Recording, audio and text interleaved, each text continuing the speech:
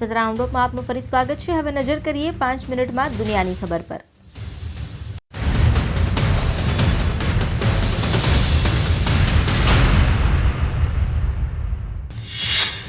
અમેરિકાના કેન્સાસમાં ભારતીય એન્જિનિયરની હત્યાના આઘાતમાંથી ભારત હજુ બહાર નહોતું આવ્યું ત્યાં જ ન્યૂયોર્કમાં ભારતીય યુવતી સાથે ટ્રેનમાં અભદ્ર વ્યવહારનો મામલો સામે આવ્યો અને તેના પછી વધુ એક હિચકારી ઘટના બની।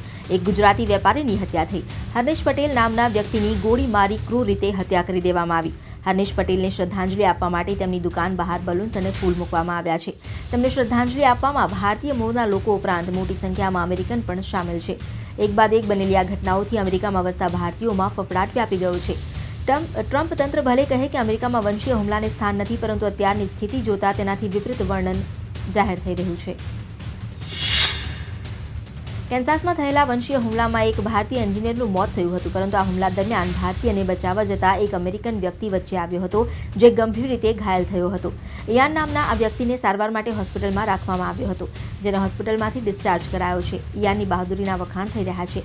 કેન્સાસમાં થયેલા ફાયરિંગમાં તેને છાતી અને હાથના ભાગમાં ગોળી વાગી હતી।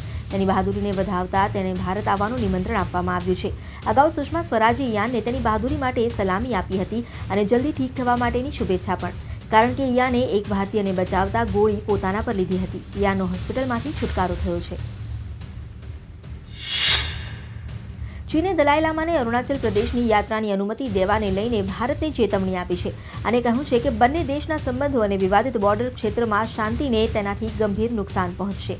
ચીનના વિદેશ મંત્રાલયના પ્રવક્તા ગેંગ શુઆંગે કહ્યું કે ચીન આ વાતને લઈને અતિ ચિંતિત છે કે ભારતને દલાઈ લામાને અરુણાચલ પ્રદેશની યાત્રાની અનુમતિ આપી છે।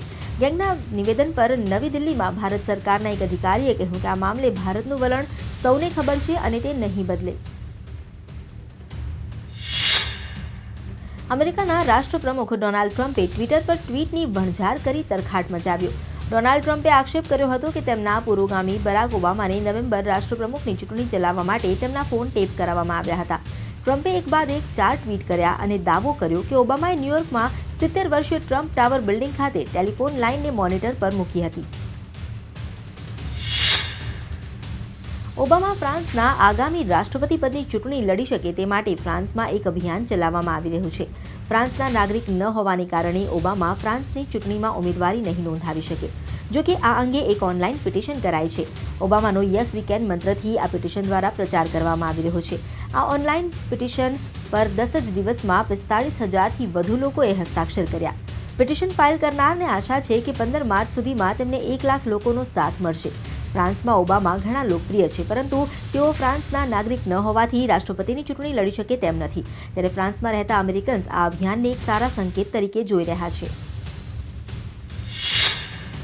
અમેરિકાના પ્રવાસે ગયેલા વિદેશ સચિવ એસ જયશંકરે યુએસના સેક્રેટરી ઓફ સ્ટેટ રેક્સ ટિલરસન સાથે મુલાકાત કરી હતી। શુક્રવારે વોશિંગ્ટન ડીસીમાં મુલાકાત થઈ। એસ જયશંકરે under secretary of state Thomas Shannon સાથે પણ મુલાકાત કરી હતી, તો સ્પીકર પોલ બ્રાયન સાથે પણ તેમની મુલાકાત થઈ અને ચર્ચા કરી। આ મુલાકાત દરમિયાન જયશંકરે ભારત અને અમેરિકાના સંબંધો મામલે ચર્ચા કરી।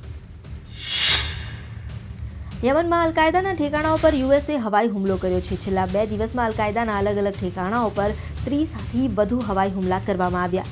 યમનમાં અલકાયદાના 2000થી વધુ સભ્યો સક્રિય છે અને અલકાયદાએ પોતાના આતંકનો વ્યાપ વધારતા યમનની સરકારના હથિયારો પર પણ કબજો મેળવ્યો હોવાની ખબર છે। જો કે અલકાયદાની સામે યમનને અમેરિકાએ મદદ આપી છે, જે અંતર્ગત અમેરિકાએ યુદ્ધ વિમાનથી અલકાયદાના ઠેકાણાઓ, હથિયારગૃહો તેમજ લડાઈના સ્થાનો પર હુમલો કર્યો। માનવામાં આવી રહ્યું છે કે અલકાયદા પાસે આધુનિક હથિયારો પણ હોઈ શકે છે। ચીનમાં ડબલ ડેકર બસના ડ્રાઈવરને ઝોકું આવી જતા 84 મુસાફરો ભરેલી બસનો ટ્રક સાથે અકસ્માત થયો। આ અકસ્માતમાં એકનું મોત થયું છે, જ્યારે ઘણા મુસાફરો ઘાયલ છે। મૃત્યુઆંક વધી પણ શકે છે તેવી સંભાવના વ્યક્ત કરાઈ છે। બસમાં લગાવવામાં આવ્યા હતા સર્વેલન્સ કેમેરા અને આ સર્વેલન્સ કેમેરાની ફૂટેજમાં જોવા મળ્યું કે ડ્રાઈવરને ઝોકું આવી જતા અકસ્માત થયો હતો। બસ ટ્રકની પાછળ ઘૂસી ગઈ અને રેલિંગ તોડીને આગળ વધતી ગઈ હતી। ડ્રાઈવરની ગંભીર ભૂલ બદલ પોલીસે તેની અટકાયત કરી હતી। ડ્રાઈવરને ઊંઘ આવતા ચીનમાં બસનો અકસ્માત થયો અને અકસ્માતને કારણે લોકો મૃત્યુ પામ્યા। કેન્સસના જોન્સન કાઉન્ટીમાં તંત્ર માટે પશુઓ માથાનો દુખાવો બની ગયા। ભારતમાં રસ્તા પર કે હાઈવે પર ગાય, ભેંસ જેવા પશુઓનું ભ્રમણ સામાન્ય છે, પરંતુ અમેરિકાના કેન્સાસમાં ગાયોનું ટોળું અચાનક રસ્તા પર દેખાઈ દેતા તેના પર તેના નિવાસસ્થાને મોકલવા તંત્ર પણ દોડતું થઈ ગયું. લગભગ 55થી 60 જેટલી ગાયો આ રીતે રસ્તો ભટકી જતા તેમને જંગલમાં પરત મોકલવા યુએસએ પોલીસની ગાડીઓ દોડતી થઈ. સાથે જ હાઈવે પરના ટ્રાફિકને પણ ડાયવર્ટ કરવામાં આવી અને પશુઓને જંગલમાં પરત મોકલવામાં આવ્યા.